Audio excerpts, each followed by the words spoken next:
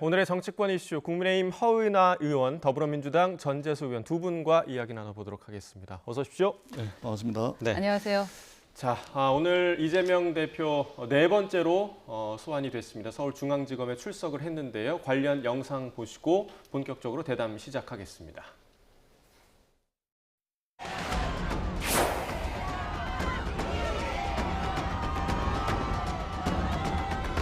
아무리 가리려고 애를 써도 진실은 사라지지 않습니다.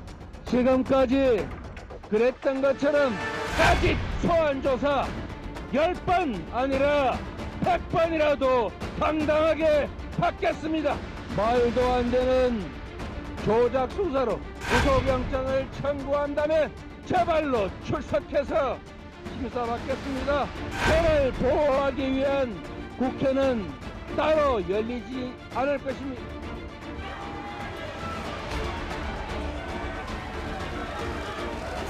이런 무도한 일을 벌인다고 이 무능한 정권의 정치 실패, 민생 실패가 감춰지지 않습니다.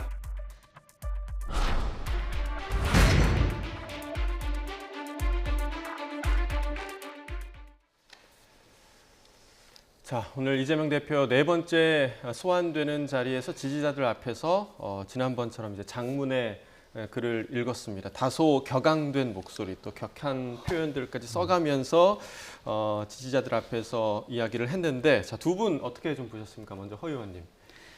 저는 좀 보면서 난감했습니다. 지난번에도 장문의 글을 좀 읽으셨었고요. 예. 아무래도 저렇게 출정식 하듯이 단호하면서도 강하게 말씀하시는 이유가 이번에 그 최근 쌍방울 방북 수사 관련해서 예. 그 이화영 지사가 이화영 부지사 측에서 말들을 계속 바꾸고 있잖아요. 이제 그런 부분에 대해서 상당한 압박감을 느끼는 것이 아닌가 하는 생각이 좀 많이 들었고요. 그리고 저는 우리 정치에서의 정치 문법이 상당히 많이 달라지고 있구나라는 것도 느낍니다. 그게 이제 긍정적이지 못하다라는 게 아쉬운데, 보통 정치인들이라고 한다면은 최소한의 태도라는 게 있지 않겠습니까? 뭔가 본인이라던가 아니면 측근이 무언가 잘못한 것이 있다, 부정적인 부분에 사건에 휘말리게 되면은 미안하다, 잘못했다, 우선 송구하다, 이렇게 말씀하시는 것이 우선이었던 것 같습니다. 예. 그런데 요즘은 아예 그런 문화가 없습니다. 그냥 일단 아니라고 하고 치킨 게임으로 가는 것이 지금인 것 같아서, 이게 정치가 너무나 조금 어떤 방향으로 가고 있나 하는 생각이 들어서 국민들 보기에 여야를 불문하고 좀 면목이 없다라는 생각이 들었습니다. 네, 압박감의 표현인 것 같았다라고 평가를 해주셨는데 전 의원님 좀 어떻게 보셨습니까? 일단은 대한민국 검찰이라는 조직은 대한민국이 정하고 있는 형사 사법 체계에 있어서 절대적 그 권력을 가지고 있는 조직입니다. 예를 들면 내사, 수사, 기소, 공판, 구형에 이르기까지 막강한 권력을 가지고 있는 그런 집단이죠. 예. 뿐만 아니고 체포영장이라든지 압수수색이라든지 구속영장 청구라든지 소환 요구라든지 여러 가지 다양한 이제 수단과 도구를 가지고서 말하자면 수사를 할 수 있는 그런 막강한 권력을 가진 집단인데, 문제는 이재명 대표와 관련해 가지고 근 2년 가까이 되는 시간 동안 검사 수백 명, 검찰 수사관 수백 명, 그리고 검사와 검찰 수사관의 수사를 지원하는 수사 지원 인력까지 하면 여러 수백 명을 동원해 가지고 여러 수백 군데를 압수수색을 2년 동안 했음에도 불구하고 지금 이재명 대표가 말하자면 진술 말고 예. 증거와 물증에 의해 가지고 그동안 제기됐던 의혹들이 재판을 통한다든지 또는 검찰의 어떤 계좌라든지 증거와 물증이 제시가 된 것이 있느냐. 물론 지금 수사 중인 것도 있습니다. 예. 이후에 그럴 수도 있겠지만 예. 적어도 지난 2년 동안 모든 압도적인 권력과 권한을 가지고 있는 검찰 조직이 엄청나게 긴 시간 동안 엄청난 물량을 쏟아부었음에도 불구하고 지금 없지 않습니까?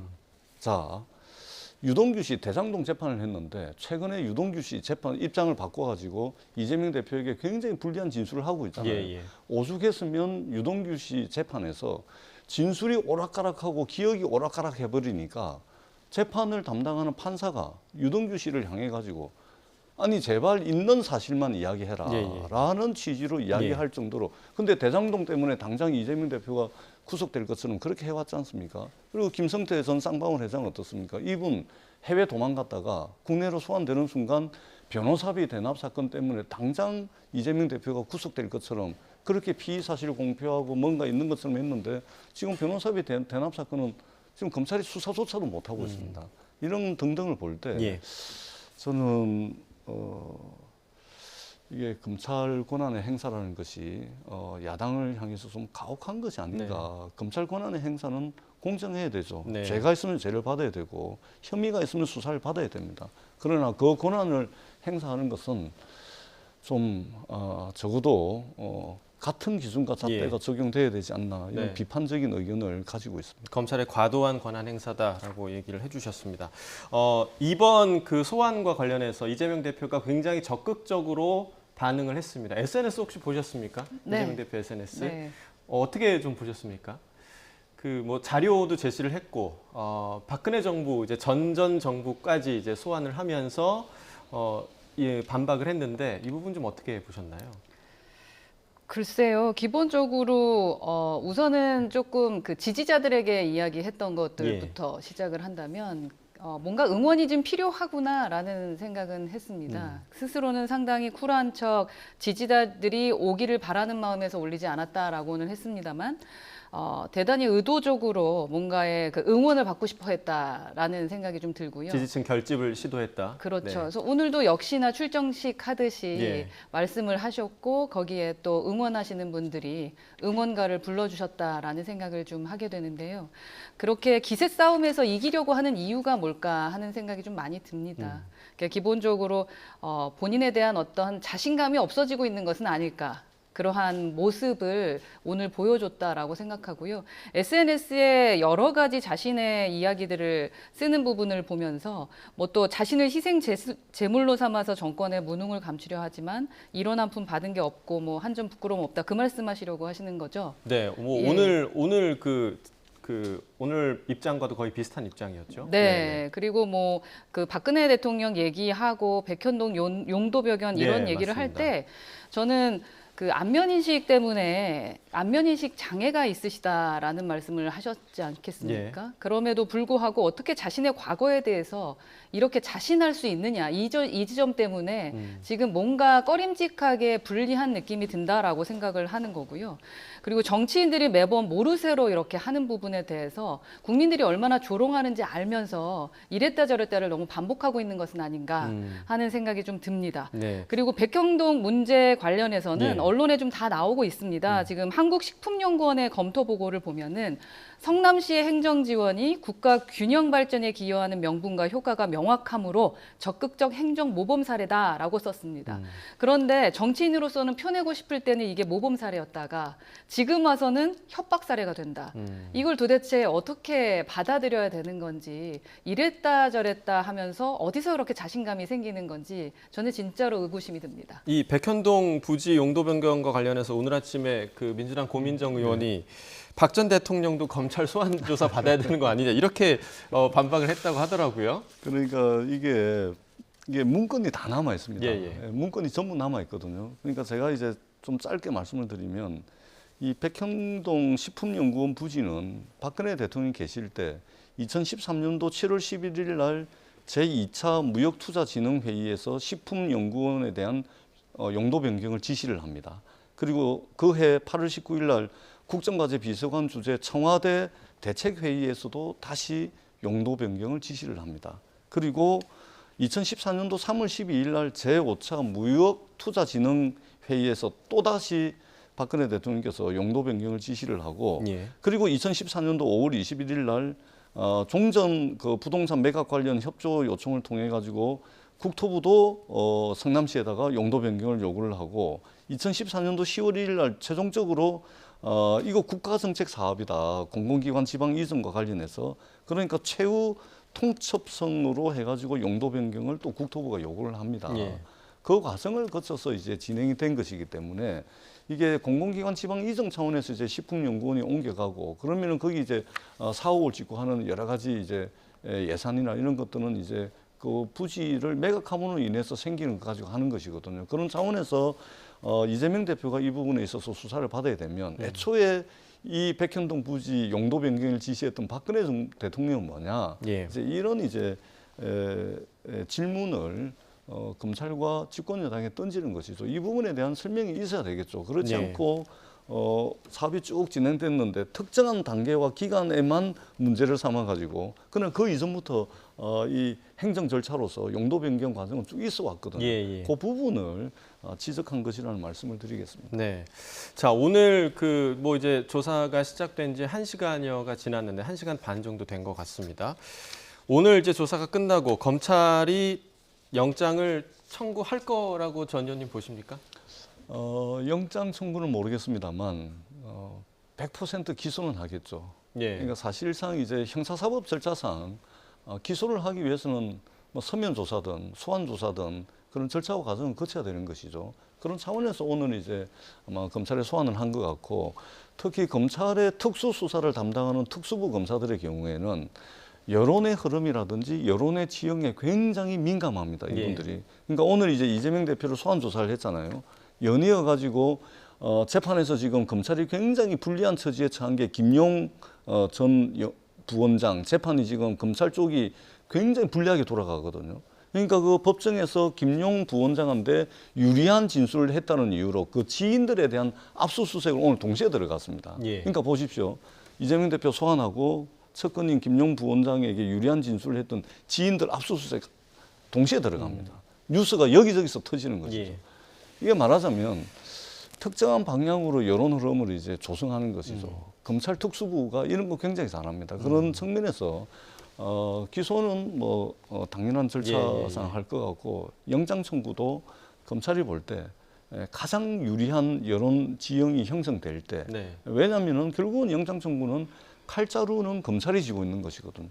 검찰이 100% 독점적인 권한을 가지고 있는 것이기 때문에 가장 유리한 국면에서 아마 영장을 청구하지 않을까 저희들은 그렇게 생각을 합니다. 그러니까 유리한 여론의 시기를 볼 것이다. 조성을 말씀이시죠? 하면서 예. 그 최고 정점 그런 네. 국면이 올 때 아마 하지 않을까 네. 그렇게 생각합니다. 오늘 그 이재명 대표가 입장 발표를 할 때 그 회기 중에 하지 말고 비회기 때 영장 청구해라 이런 입장 밝혔거든요. 이 부분 좀 어떻게 보셨어요? 저는 모든 것이 조금 오늘은 좀 과했다라는 생각이 좀 많이 네. 들고요. 뭐 어디에서 이런 자신감 있는 모습을 보여주고 싶은 걸까? 지금 두렵고 겁난다라는 생각밖에 들지 않습니다. 그리고 원래 진실을 말할 때는 그냥 간명합니다. 사실대로 말하면 되니까. 그런데 뭔가를 감추고 그림을 만들려면은요 수백 배의 수고가 들어가거든요. 근데 오늘은 상당히 수고스러운 글이었다라고 생각하고요. 그리고 뭐 영장 관련된 부분에 대해서는 저는 검찰의 수단은 예단해서는 안 된다고 생각을 합니다. 네. 다만 이제 모든 것에 그 입장은 제가 같은데 불법이 드러나면은 그에 따른 그냥 적법한 처벌을 받으면 되는 거기 때문에 사실 그렇게 말 길게 할 필요 없고요. 적법한 처벌 받으시면 되고 아니면은 그냥 귀가하시면 되는 거거든요. 근데 오늘은 무언가 준비를 많이 한 것 같다라는 것은 무언가 숨길 것이 많은 것 같다라는 생각이 많이 들었습니다. 네, 오히려 두려움의 표현이었다라고 얘기를 하시는 거죠. 아시겠습니다. 자, 이제 각 양당의 의총 얘기를 좀 해보도록 하겠습니다. 자, 민주당 의총 얘기를 먼저 해보면 어제 민주당 의총이 열렸는데 어제 이제 집권 여당 의총 먼저 하시면 안 됩니다. 제가 제 마음대로 하겠습니다. 자, 민주당 먼저 하겠습니다. 어제 그 가장 뜨거운 감자 혁신위가 제안했던 대의원 권한 축소 여부였는데 어제 의총 분위기 좀 어땠습니까? 그 최근에 이제 박광원 원내대표 취임하시고 난 뒤에 그 의원총회 시간을 굉장히 좀 굉장히 길게 충분히 좀 이제 잡는 이제 그런 기조가 있는데 예. 그런 측면에서 어제 의원총회 한 3시간 넘게 했습니다. 예. 최근에 이제 당내 상황이니만큼 여러 의원들이 이제 발언을 했고 결론이 난 건 없습니다. 주로 이제 혁신위원회가 던진 혁신안에 대한 어떤 의원들의 입장 표명이 있었고 결론이 난 건 없습니다만 예. 저희가 정기국회가 이제 9월 1일 날 시작이 되면 정기국회 대비하는 의원 워크숍을 1박 2일에 걸쳐서 하거든요. 아마 이때 어제 했던 의원총회 논의 내용이 조금 더 다뤄지지 않을까라는 생각이 들고 어제는 어떻든 혁신위원회가 어떻든 활동을 종료했고 예. 제안한 혁신안이 있기 때문에 그 부분에 대한 의원들의 활발한 의견 개진이 있었습니다. 네, 그 혁신안의 가장 핵심이 됐던 게 이제 대의원제 문제였는데, 그러니까 결국에는 당 대표 경선과 관련된 룰이잖아요. 그러니까 이게 지금 뭐 1년이나 남은 시점에 왜 지금 혁신위에서 이 얘기를 했느냐, 이 의문도 좀 있거든요. 그렇습니다. 일단은 이 혁신위원회가 제안한 혁신안에 대해서 이제 부정적으로 보시는 의원들이 아니 내년 4월에 총선인데 예. 총선에 집중해야 되는데 무슨 그 이후에 있는 그러니까 내년 당대표 8월에 경선. 있을 예. 내년 총선 이후에 내년 8월에 있을 전당대회에서나 논의해볼 직한 그런 대의원 제도를 왜 하려고 하냐? 예. 무슨 정치적 의도가 있는 거 아니냐? 이런 이제 불신을 가지고 있는 것이고 예. 반면에 그것과 다른 생각을 가진 의원들은 아니 기왕에 나왔으니 논의하는 게 그게 뭐가 문제가 되냐 이제 예. 이런 입장이거든요. 근데 어떻든 그 시기와 방법의 문제를 떠나가지고 우리가 이제 대의원제는 이제 정당법상 대의기구를 반드시 두게끔 돼 있고 다만 대의원 한 명의 표가 권리당원의 60배에 달한다든지 이런 부분들은 손을 볼 필요가 있다라는 측면에서는 예. 상당 부분 의원들이 또 공감을 합니다. 그렇기 때문에 저는 이 논의가 당에서 다시 또 논의가 된다면 1박 2일 워크숍을 통해 가지고 일정한 수준에서 저는 합의도 가능하지 않을까 그렇게 생각을 합니다. 그 혁신안에 대해서 찬성하는 의원이 정청래 최고위원밖에 없었다 이런 얘기도 있거든요. 저희 방금 전에 이제 그래픽으로 나갔습니다만 혼자서만 찬성했다 이런 얘기도 있는데 그게 맞습니까? 제가 기억을 다 할 수는 없지만 어제 예. 발언을 엄청 많이 했습니다. 예, 의원들이 또 다양한 발언을 엄청 많이 했는데 아무튼 대략적으로 대의원 제도를 손질하는 것은 좀 신중할 필요가 있다. 시기적으로 그다음에 내용적으로 예. 이런 이제 주장들이 대다수였다라는 네. 것은 맞습니다. 20명 발표하는 것 중에 몇 명이었냐 이것까지는 모르겠는데 네. 큰 흐름은 이제 그런 방향이었습니다. 대다수가 신중한 그렇습니다. 입장이었다라는 말씀이시죠. 알겠습니다. 자, 그리고 또 그 이낙연 전 대표의 발언도 또 화제가 됐습니다. 민주당이 바람직한 혁신 방향으로 가지 못하고 길을 잃고 있는 것 같아서 안타깝다. 이런 입장을 밝혔는데 이낙연 전 대표가 앞으로 조금 더 적극적인 행보에 나설까요? 어떻게 보세요? 이게 정치의 계절이 다가오고 있습니다. 예. 특히 국회는 이제 정기국회가 시작이 되고 그다음에 내년 4월에 정치권의 가장 큰 이벤트라고 할 수 있는 전국 단위 국회의원 선거가 있거든요. 예. 제일 큰 이벤트입니다. 그렇기 때문에 정치를 그만두지 않는 이상 이낙연 대표도 활발하게 어떤 현안에 대한 입장 개진이라든지 또는 당의 현안 이런 부분들에 대해서는 아마 더 적극적인 목소리를 내지 않을까 그렇게 생각을 합니다. 정치인으로서 저는 당연한 행보라고 생각을 합니다. 예. 자, 이제 집권 여당의 의총에 대한 얘기를 좀 해보도록 하겠습니다. 어제 국민의힘도 이제 비공개 의총이 있었는데 이철규 사무총장의 발언이 단연 좀 눈길을 끌었던 것 같습니다. 좀 의미심장한 말을 했던 걸로 보이는데 함께 항해를 하는데 멀쩡한 배에서 노를 거꾸로 젓고 또 구멍이나 내는 승객은 승선할 수 없다. 어떤 뜻으로 해석을 해야 합니까?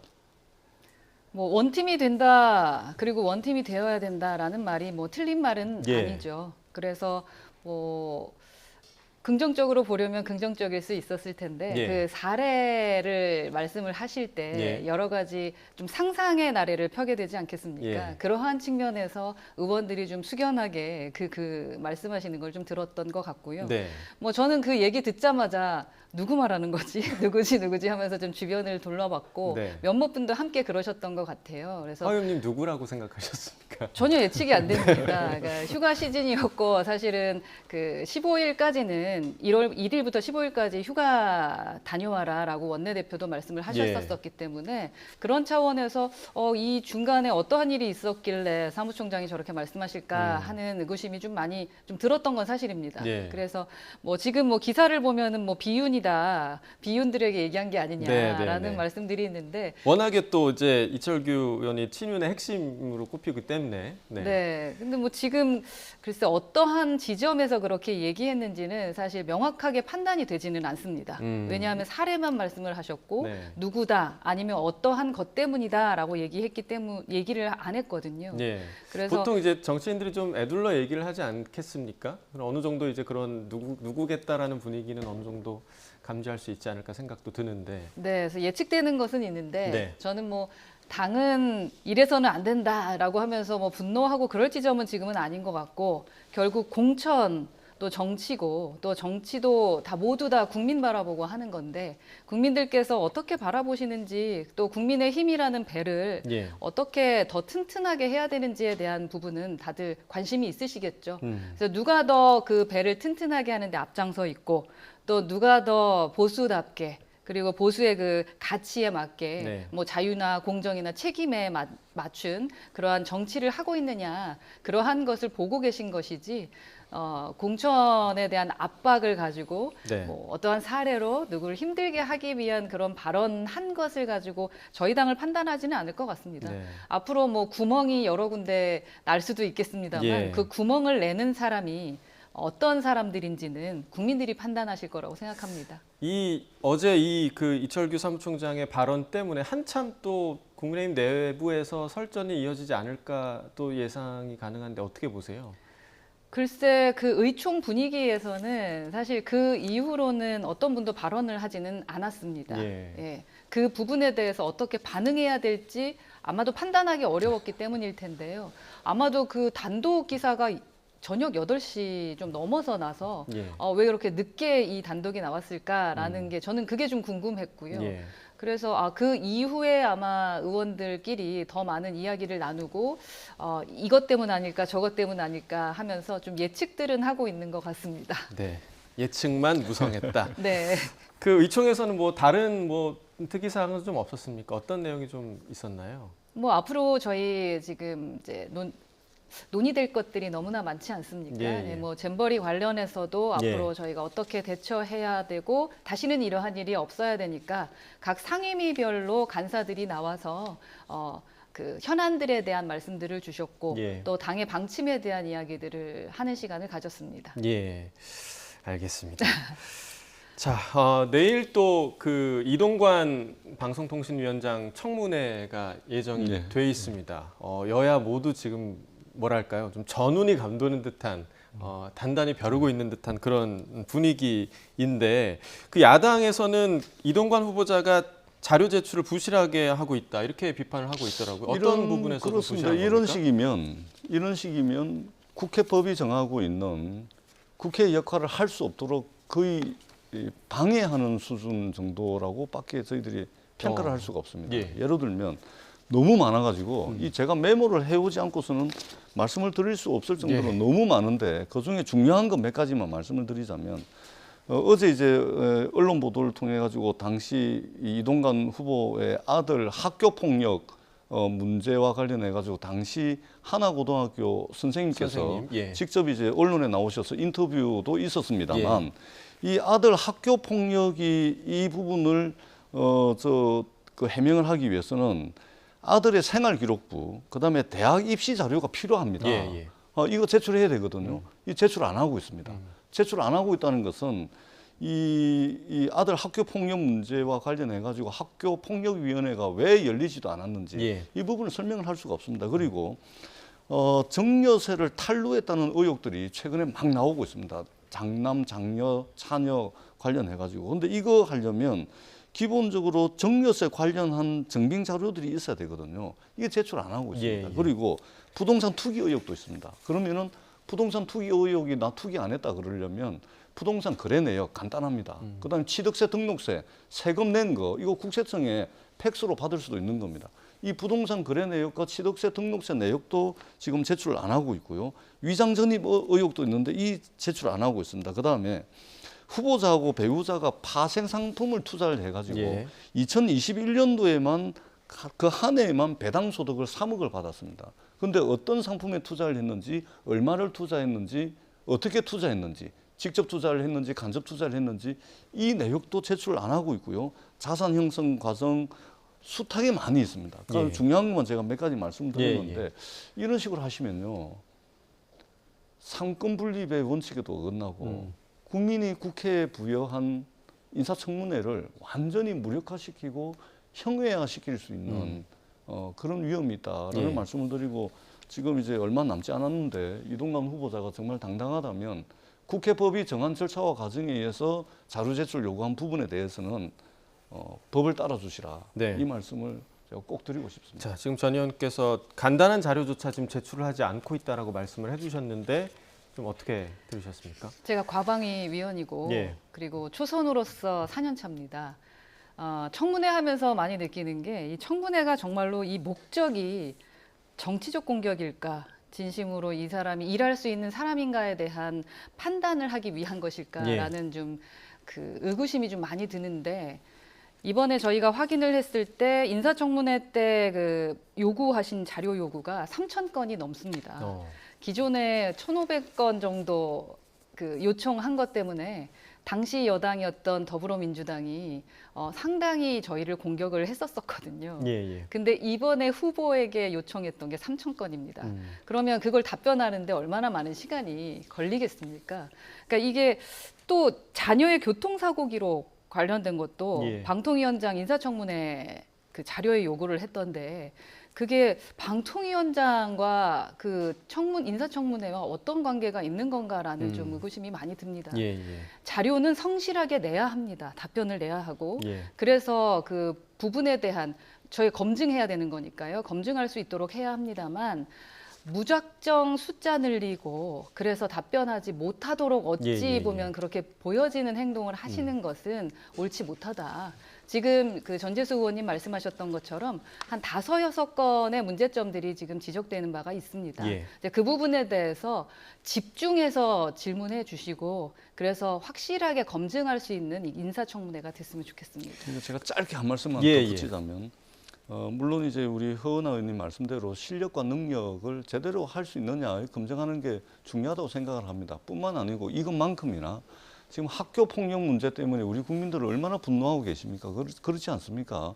근데 이게 이동관 후보자가 자신 아들의 학교 폭력 의혹과 관련해서 부당한 개입을 했는지 안 했는지는 굉장히 중요한 문제입니다. 예. 이것은 능력 이상으로 자질과 관련해서도 굉장히 중요한 문제고요. 그리고 그런 거 있지 않습니까? 부동산 투기도 우리 국민들의 영린입니다. 이 간단한 자료거든요. 부동산 거래 내역.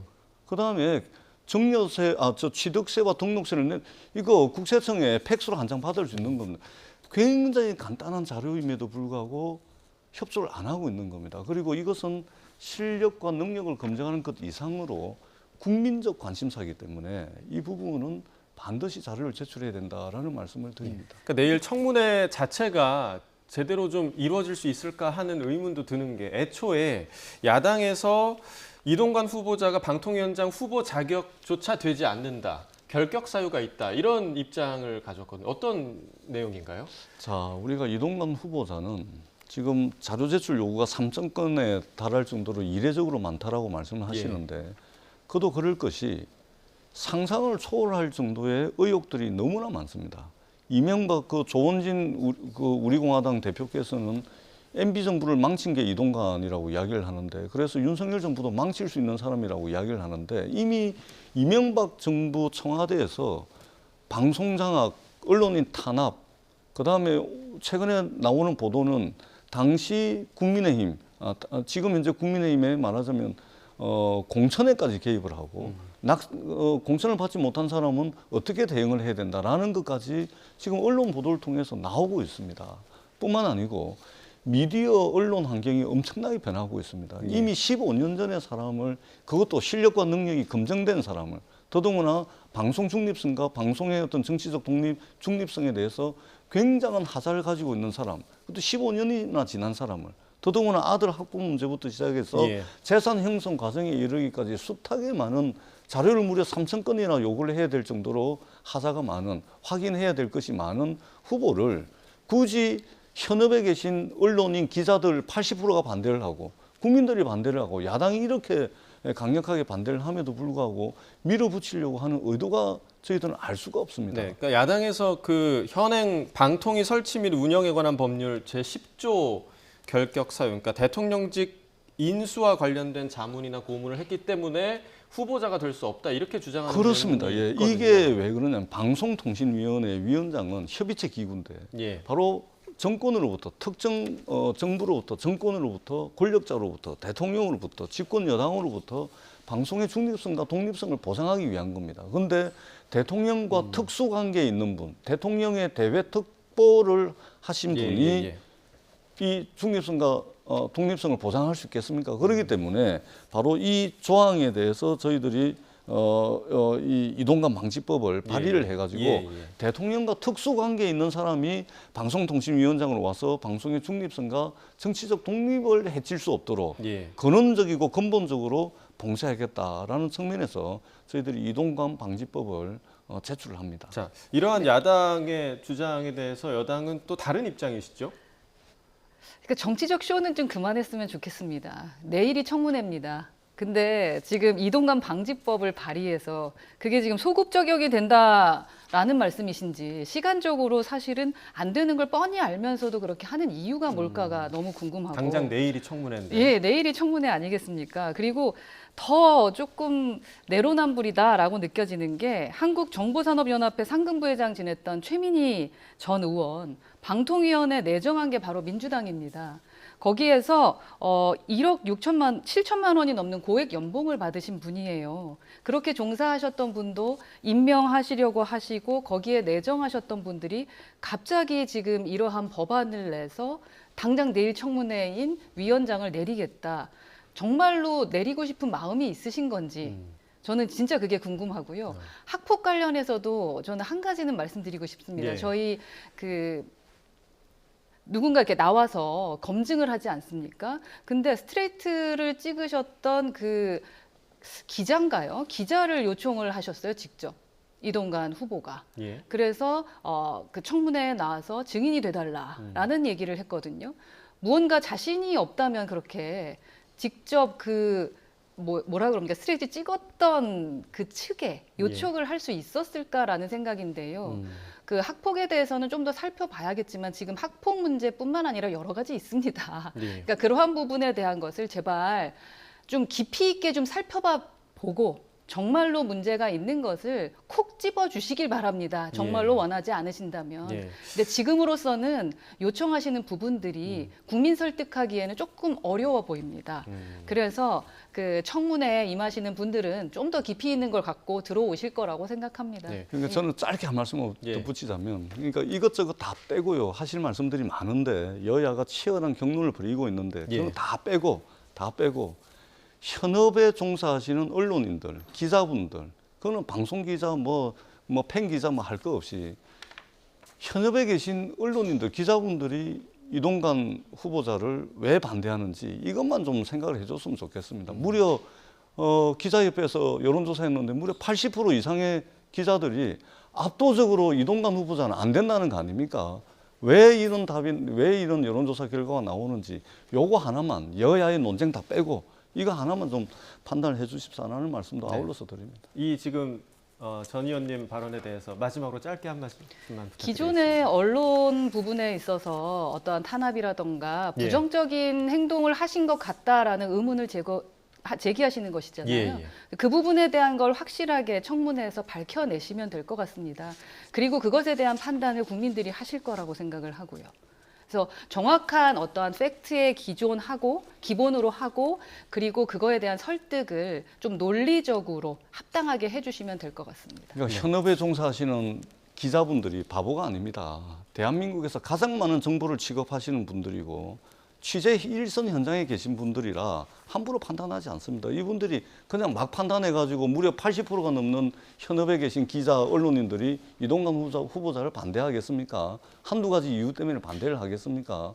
현업에 계신 언론인들 입장을 존중해 주십사 하는 말씀도 그럼요. 아울러서 충분히 뭐 그렇게 생각하실 수 있을 거고 그렇게 오해할 만하거나 어쩌면 그것이 사실일 수도 있습니다. 그러한 것을 밝히는 게 네. 청문회다라고 말씀드리는 겁니다. 네, 오늘 정해진 시간 때문에 두 분 이야기 여기까지 듣도록 하겠습니다. 내일 청문회 모든 언론 또 모든 국민들이 주목하고 있을 겁니다.